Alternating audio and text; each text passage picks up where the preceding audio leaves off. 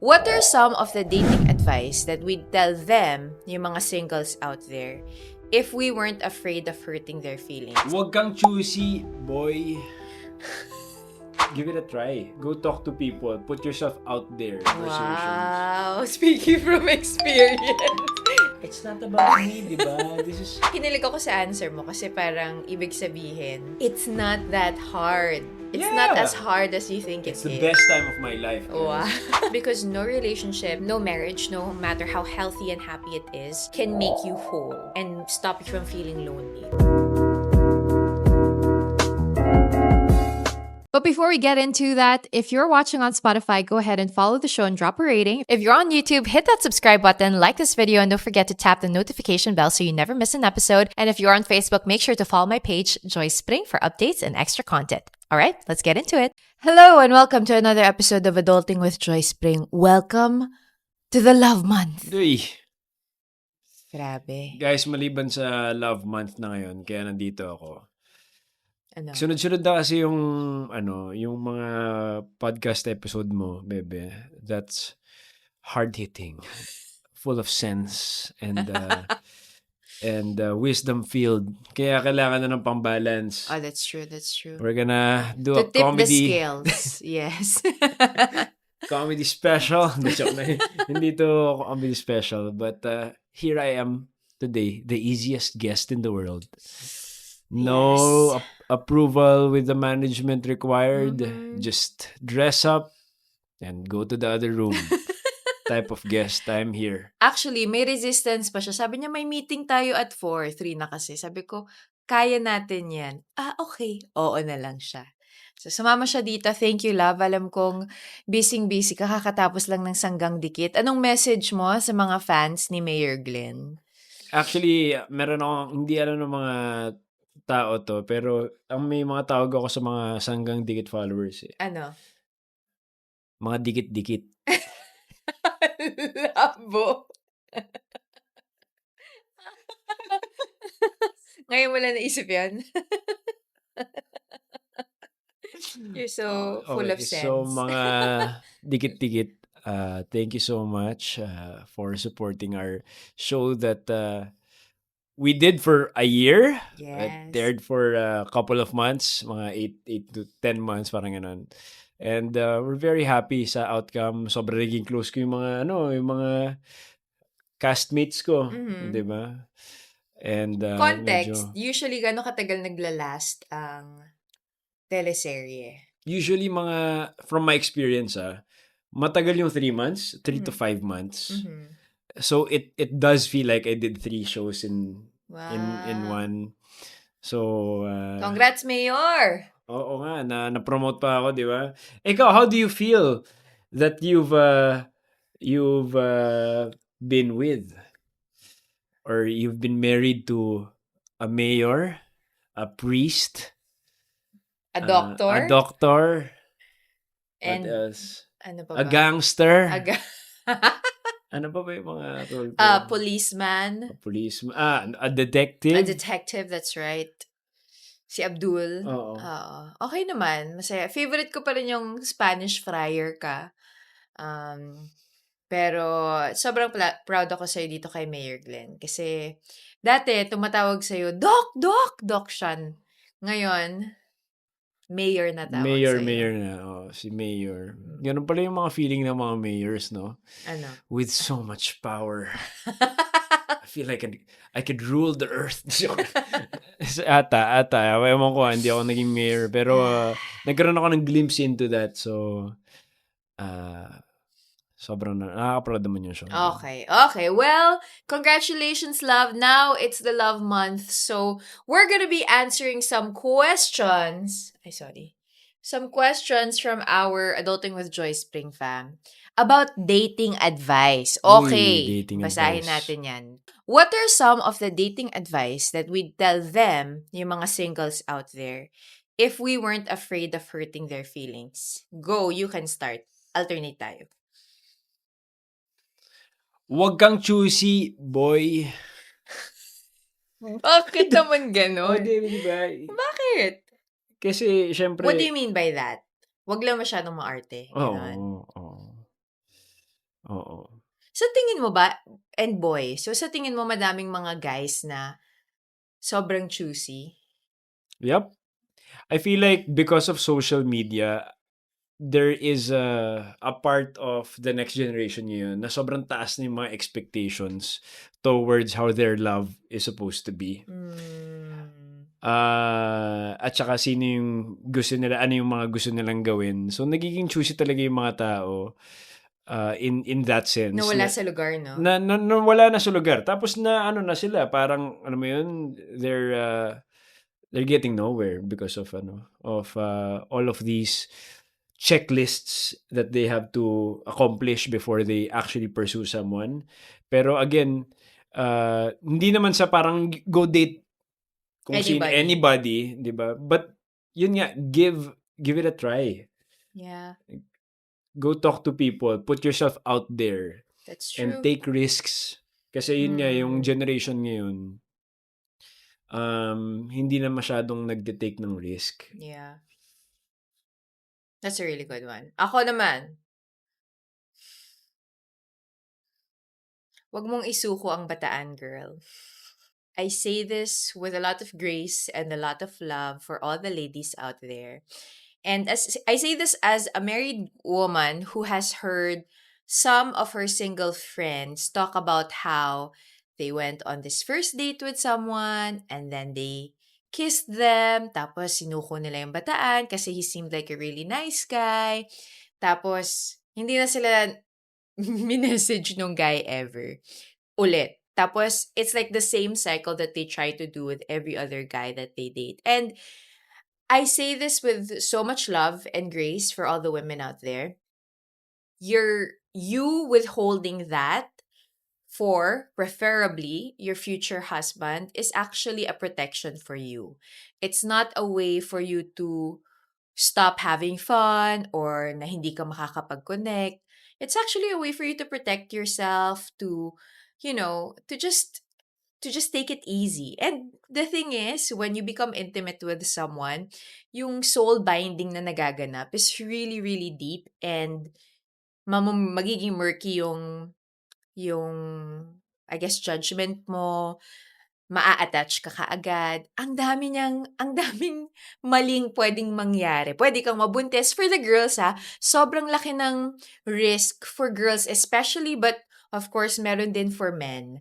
But for women it's really such a it doesn't do us any good if we do that. So hold it out and wait if you can until you're married. Like tell the guy, hey, I if you've gone out on a couple of dates and you say, I really like you, but I don't want to kiss. I don't want to, set those boundaries.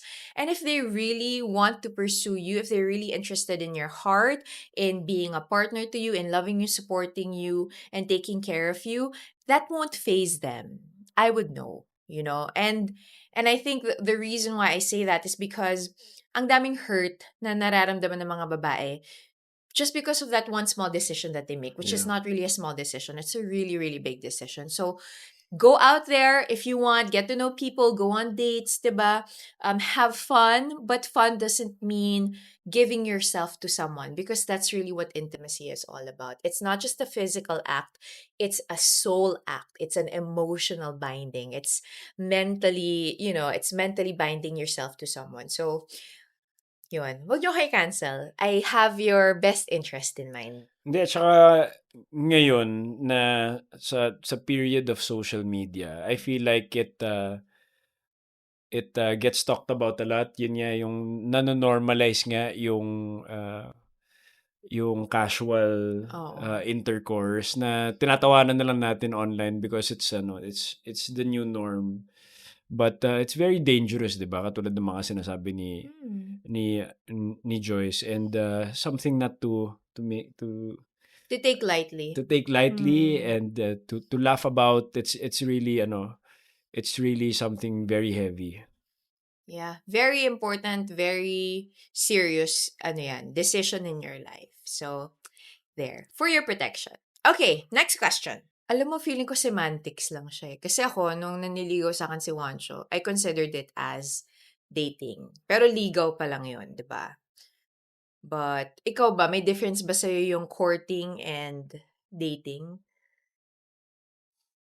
Yung courting kasi more on sa Filipino culture lang yan eh. Very westernized yung dating na eh, 'di ba? Yung Yeah. you getting to see this particular person over and over again, 'di ba? You go on different dates. Pero yung courting kasi is sa Filipino context, 'di ba? Parang sinusubukan mo pa lang naman ligawan yun eh. Yun yung Yeah. ano yun, Tagalog nun eh. Ligawan mo, Mm. 'di ba? Sa Filipino culture pa nga, 'di ba? Kakantahan mo habang nagpapaypay sa bintana ng bahay nila, tapos kakanta ka ng maghaharana ka, yun yung mga Yeah. courting. Pero I for one, bilang isang traditional type of person, I'd much rather, have the perspective of yun nga, nililigawan kita, I'm courting you, and I never use the term dating with anybody, especially with you. So it's either yun nga, nililigawan, sinasagot, at tayo na. Ganun siya. So, pero again, I Mm. do get the semantics of it. But then again, it's not that important. Yun, so I guess you have to define it for yourself, right? Like, okay, ligaw for me is hindi pa tayo dating to Oo. your from what I understand. Like, hindi pa tayo dating ha, nililigawan pa lang kita. So, ibig sabihin nun, pag sinagot mo ko na oo, yun na yung dating tayo, Mm. boyfriend, girlfriend. Tama Mm. ba? Yeah, pero alam mo, hindi ko naiintindihan yung process nun kahit nung bata pa ako. Kasi parang, syempre, ang high school lang, kilig na kilig ng pwede ba manligaw, 'di ba? Pwede ba manligaw? Yes. Tas kailan yung tatanong ka kung kailan magiging boyfriend, girlfriend? Can you be my girlfriend or can you be my girlfriend? Yun yung next step eh, 'di ba? So parang or, oo, sinasagot na kita. Ganun ba yun? Hindi ko na matandaan din eh. So I've been out of the game for so long, guys. So I And don't you know better be thankful for that. There's nothing out there in the streets. Yeah. Pero totoo nangyari sa atin yun, di ba? So, I starkly remember this happening. After unang hirit, inaya ko ni Juancho mag-breakfast. Tapos, dun sa Kanto Freestyle, ano, di ba? Dun yung Kanto Freestyle breakfast, tinanong niya ako like, pwede ba akong manligaw? Yan. So, after nun, ano yung sabi ko sa'yo? Oo, Yun pero yung oo, pero. Oo, pero. So, dun ako nag-set ng boundaries.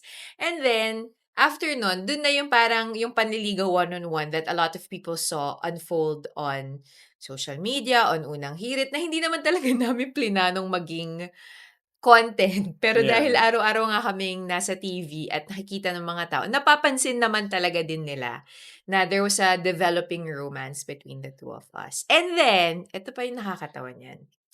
So, how did Juancho ask me to be his girlfriend? Bago siya lumipad papuntang Hong Kong kasama yung family niya nung New Year's, talagang pinilit niyang kitain ako para tanungin kung pwede ba akong maging girlfriend niya. And then, after a few months, when we were talking about it, sabi niya gusto niya daw kasing siguraduhin na girlfriend niya na ako bago daw siya lumipad papuntang Hong Kong para daw pagbalik niya may babalikan pa daw siya. Kasi baka Ano daw 'to, mag-TTNT na ba? TTNT na dapat eh, 'no? hindi ko maintindihan, pero yun yung sabi mo, Oo, 'di parang ba? gano'n. Na parang kasi baka pagbalik mo parang nakalimutan, parang pagbalik ko nakalimutan mo na ako or ano hindi na ako nanliligaw sa'yo. Parang naninigurado siya. Guys, 4 days lang yung trip nila sa Hong Kong. Yes. Yes. This is very long 4 days, so So, just had to make yes. sure. Ganun yung difference. So, it really depends on you and how you Siguro, define oo. it. Oo. Okay, Hindi naman game. siya that important of a difference to lose sleep over, pero as long as yung nililigawan mo ay very clear sa inyo yung intent ng stage that you're currently in, I think Yes. that would be whatever you call it. Kung ito man ay pruning stage or 'di ba, whatever, Hmm. as long as nagkakasundo kayo at yun yung general term, it's Oh, fine. that's why communication talaga, early practices talaga yan in your relationship. Even if you're not yet together, you have to communicate, okay, these are my intentions, diba? These are my expectations for girls, things like that. I think people overestimate marriage, to be You really honest. think so? Overestimate? Oo, kaya natatakot sila eh. Okay. Kaya Okay. natatakot sila di ba, mag-propose. At kahit yung mga manatagal na Wow, mag-boyfriend-girlfriend, para namang sobrang hindi na. happily married mo. Oo naman. Kaya marami akong kaibigan kasi na natakot na Okay. mag-propose ka agad because yun nga, ino-overthink nila yung the whole concept of marriage. But yeah, I don't know. Yeah, ewan ko. Ano ba yung Wow, ang anong ganda tingin mo? naman. Hindi kinilig ako sa answer mo kasi parang ibig sabihin, it's not that hard. It's not as Yeah! hard as you think It's it the is. best time of my life, Wow. guys. It's the best time of my life. He was not paid to say that. Oo. Talaga, you think people overestimate it? Yeah. Kasi siyempre, 'di ba iniisip nila na parang ang iniisip na nila kaagad, naku ano 'yun, lifetime commitment, totoo naman. Pero parang dun na sila natatakot, hindi dun sa it's so beautiful na parang you can build to an extent na you can build a life together, uh, build a family together and all of that, and which is for me one of the best experiences I've had. Guys, One lang? So what are the other ones? alam nyo kasi guys, bilang world traveler kasi sa mga visa-free countries, ah, Kakainis. Visa-free only countries. visa-free only countries, noong time na yun, 2017, I feel like I've explored a lot and Within gained. Southeast Asia. Ay, nako. Hindi, pero yun nga, I think people are overthinking itong next step to the extent na parang hindi na sila nagpo-push through at ang nakakawawa yung biological age ng mga partners nila. That's a really good perspective. That's always fascinated me about you, ah. Kasi syempre, ikaw yung nag-propose, di ba? So parang gulat na gulat ako na, ha, magpo-propose ka kaagad, ha? Parang game na game ka kaagad with this concept of marriage. And I think it's really that, it's, to a certain extent, it's, you know what I think it is? It's the confidence that you have in the institution of marriage because you saw it in your own Yeah. family. So parang for me, when I met Juancho's parents, when I met his family, dun ko na-realize na kaya pala sobrang secure din ng idea niya about marriage. It's because it was modeled well for Yeah. you. For some of us naman, it's the opposite, di ba? Like, it's so overwhelming nga. Yeah. We overestimate it na, Paano? Paano mangyayari yun? How is that even possible? But yun, everything changed when I became a Christian. Kasi parang, then I understood na God is in control. So I had more confidence and I guess desire for marriage when I became a Christian. Siguro for me, yung na-underestimate ng mga tao about marriage would be the daily small adjustments that you have to make. For us, hindi siya yung big thing like magkasundo tayo sa mga malalaking bagay. Parang parehas kami ng temperament in terms of mag-travel, kung paano mag-handle ng money, kung paano, di ba? Parang what we wanted for our family, yung mga big things ang dali for us. And maybe that's why it felt so right and so ready when we met and got married. But it was the small adjustments of ganito siya matulog, ganito siya mag-operate ng whatever, 'di ba? Or hindi ako masyadong magaling magluto, yung mga small things like that. Or one small thing. Si Juancho, pagkagising niya sa umaga, ay hindi ka natatantanan yan. As in parang hindi mo pa naiinom yung kape mo, ang dami niya nang nasabi, "Love, ganito nga pala yung gagawin natin, Tapos by the way, kahapon ka-message ko nga pala si Kiel, tapos ito yung sabi niya sa'kin, oo nga pala, tas next week ito yung gagawin." Ta's parang ako, "Pakainin mo muna ako. Iinom muna ako ng kape." So, napansin ko yun na before, nagiging issue siya for us. So, I had to tell him, "Love, I need some quiet time. Like, I need to wake myself up before you can talk to me properly kasi kung hindi maiinis ako." So, it's those small adjustments, I feel like. Because if you agree on the major things, your religion, your politics, your belief systems and values, ang dali na eh. Tapos yung mga small adjustments na yun na lang yung kaiinisan nyo. Yeah. At pag-iisipan nyo at i-adjust nyo for each Oo other. naman. Pero don't get me wrong, hindi, dun sa point ko, just going back to it real quick, hindi naman ibig sabihin no na parang, ano siya, blind pursuit siya or hindi ka na mag-iisip kung eto na ba talaga yung the one, hindi mo ipagpe-pray. Pero sa paningin ko, sa pananaw ko, merong sense of urgency na kailangan na i-ano mo talaga, you're urgently going to think about that next step. Because yun nga, just like what we wanted right away from the very beginning is we're going to date or be boyfriend and girlfriend to marry and not just to, have a good time.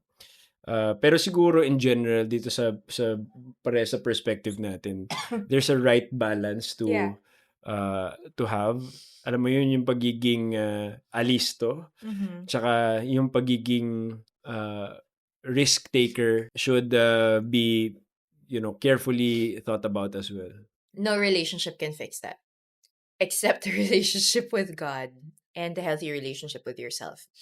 I think loneliness is often branded as something that can be fixed by romance, by traveling the world, by being around good friends. And sure, for a while you're there, may enjoy mo talaga siya and you won't feel lonely at all. But may alone times ka talaga eh. You're gonna have to shower by yourself. You're gonna have to sleep by yourself. You're gonna have to do many things by yourself. And unless you face the reality that the most important question you can ask yourself is there a God? And if there is, what must I do to have a relationship with Him? And if there is this God and I have a relationship with Him, what does that mean for my existence as a human being? Because no relationship, no marriage, no matter how healthy and happy it is, can make you whole and stop you from feeling lonely. That loneliness will always be there. I've felt lonely in my own life, in my recent life, even though I'm in a happy, healthy relationship, marriage. And I talk about that with Wancho na meron ka talagang mga ibabattle na mag-isa ka lang. Like, for example, motherhood, pregnancy. Like, as much as I can talk to Wancho about it, it feels lonely because I am the only one who's going through whatever is going through in my body, in my mind, in my heart, in my spirit. So I have to wrestle with God. I have to wrestle with myself. I have to do things on my own no matter what happens. And my husband is not there to keep me from being sad or lonely, but he's there to encourage me, to walk with me gently, to have compassion for me, and to love me still. So, hindi ko ibibigay sa kanya yung burden na yun na I don't wanna be lonely. You have to figure that out for yourself. That's my opinion. Yun na yun. Actually, yun yung naisip ko eh. Sorry, Ginawa mo sorry. lang eh. Oo nga. So, Zhook! yeah, totoo yun. As a former loner as well, madami akong ginagawang mga activities for me to not feel lonely. Natatakot ako na mag-Valentine's nang wala akong kadate. Talaga? Oo naman. Natatakot ako. I knew na we were talking about this just recently, di ba? Parang yesterday yata. Na sinabi ko sa'yo na I'm just so happy na we don't have to rely on each other to fix our problems for us. Yeah. And loneliness is, it was one of my problems. Na nung inuna ko yung walk ko with God, everything else followed. And that's as beautiful as it is. Mm-hmm. So, yeah. Yun naman sabi ko doon. Kasi guys, marriage is so beautiful. Please do get married. Labo. Hopeless Tuloy nyo na yan. romantic ka lang ata, love. Tuloy nyo na yan. Huwag na yung maya. No, but I agree with you on that. It's when you have a healthy relationship with God and when you find a good person, don't be afraid to take that leap of faith and love. Kasi it's a beautiful thing. It really is. It can be overwhelming. It can be challenging. There will be difficult seasons, and it's not perfect. It's definitely not perfect. But when you have that healthy relationship with God, and which leads to a healthier relationship with yourself, a secure relationship with yourself, and of course with the Lord, ang dali na to love another person. And then everything else kinds of kind of falls into place. Really, totoo yung sinabi na seek first the kingdom of God and all these things will be added unto you. So, there, I hope that all the singles out there or yung mga in a relationship pero medyo rocky pa, sana naman ay na-encourage kayo dito sa episode Yeah. na to at hindi kayo masyadong nahirapan. And we hope that you know that even if you're lonely this Valentine's Day, that God loves you, that God knows you, that He has a plan for your life. And instead na malungkot ka na wala kang kadate, kilalanin mo ang Diyos dahil He Yes. will always be there to walk with you even through your loneliest or most joyful days. Amen. And of course, side note before we end this episode, we still have our staff na single para sa mga lonely dyan. That's Speaking true. of loneliness, di ba? Kung may mga dyan, seeking a relationship, godly relationship, we do Yes. have Mag-hi muna kayo dito. Kiara and Joyla. Hanapin Kiara. nyo na lang siya sa mga social media Oo. namin, pages Mag-hi ka namin. dito. So, Dali, bilisan mo. Please go ahead Kiara. and Bilisan mo. go ahead and send them slide a DM. Fully developed frontal lobes. Yep. Ready for marriage. Ready for marriage. Ready for the next step. Loyal, beautiful, smart. Yung isa Medyo moody lang. Yung isa taga Santa Rosa, yung isa taga QC. Oo. So, kung andun kayo sa vicinity na yon, please send your CV at hello@joyspring.com and info@juanchotrevino.com. Yep. We will be the ones to personally place you. Pwede nyo silang i-DM. Hanapin nyo na lang sa following list namin. Yes, that's true. DM nyo na lang sila. Dancer yung isa. Oo. Yung isa, badminton player. Hindi, yung isa, spelling bee champ.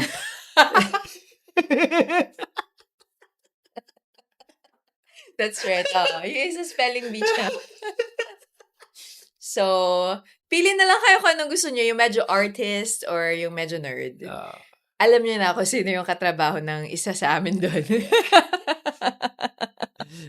And we'll see you on the next episode of Adulting with Joy Spring. Bye!